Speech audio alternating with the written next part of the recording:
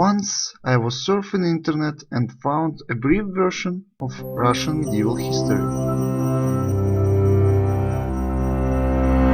Reached out to the foreigners they had just expelled, inviting them to return and establish order.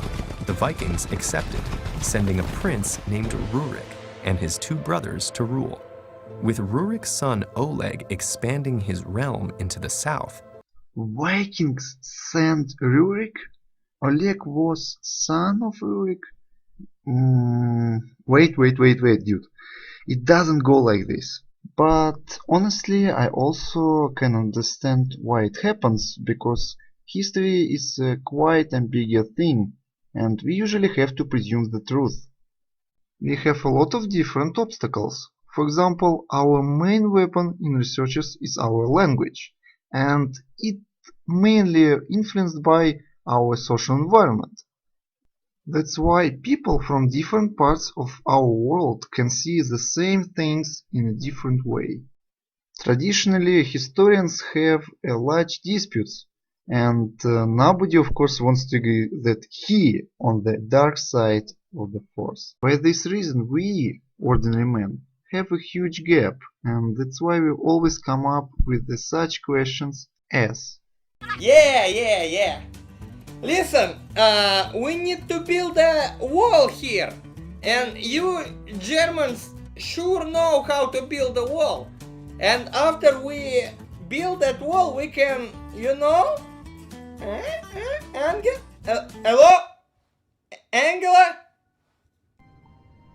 Maybe not exactly like this, but when we see modern outcomes and activities, we usually don't know the big picture, I mean the whole background of the history which formed modern state policy.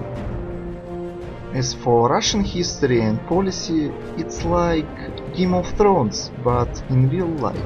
In order to make this observation, I'm going to tell about a bunch of different stuff.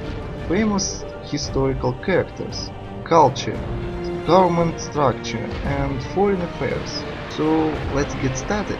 First of all, we need to see our timeline. You will never find a historian who can make a standard, that's why I will try to mix different theories and make some my own editions.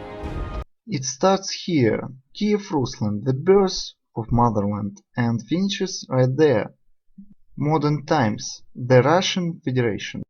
Some of these stages more or less homogeneous and huge, like first one.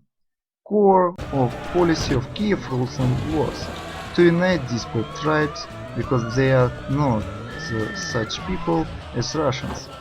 In this particular moment they even didn't form the Russian language, build an advanced government structure and confer who disagree, of course. And the last one, to show who is the real boss to Greeks. But some of them are short and super uncomparable like Soviet Union. First years of so-called war communism seems as episodes from different country if we look at the further followed period of new economic policy. Alright, war communism, let's see what you have. Only state property. Bolshevik officials were intended to eliminate all features of open trade market and make a common property. They assumed that all property owned by state automatically can be recognized as a property owned by all citizens. No money. Revolutionaries used simple logic. Lack of currency causes no distinction between people. Free public services, such as light, water, electricity, but actually sometimes they just didn't exist. Nevertheless, they were free. Quite soon it was clear that you can't go like this for long. Yes, it was a cool experiment, nobody did it before, but soon economy rapidly degrades in such conditions. And now we can say hello to our new fellow friend. Hello, new economy policy. Here we can see money come back again. Naive dreams about world without money were shifted for better times. People again can set up their own business, and officials start to attract foreign investments. Yes, they started to cooperate with wild capitalistic states. Sounds different, isn't it? Yes, I think if it were two states, they could have started war against each other because they couldn't tolerate their habits, but that is still Russia. These steps just continue each other. And this is just small gap. If we take last years of Soviet Union and modern times, you will hardly ever recognize that we are talking about the same community. Here are some proofs.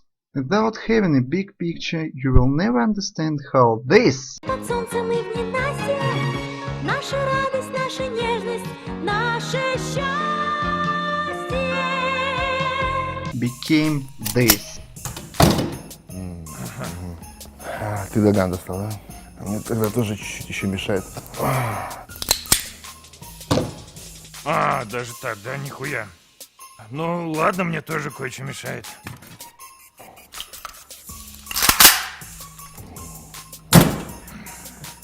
Что-то вот тут тоже. Ага. Yeah, certainly some questions will be too hard for understanding, but at least I try to explain how we see it here. For me, it is always interesting to see how people do something to perform other history and culture, but at the same time, I know that world auditory deserves original content from natives. We will start our grand investigation from the next video. Don't forget to subscribe and like this video. And yes, thank you for watching.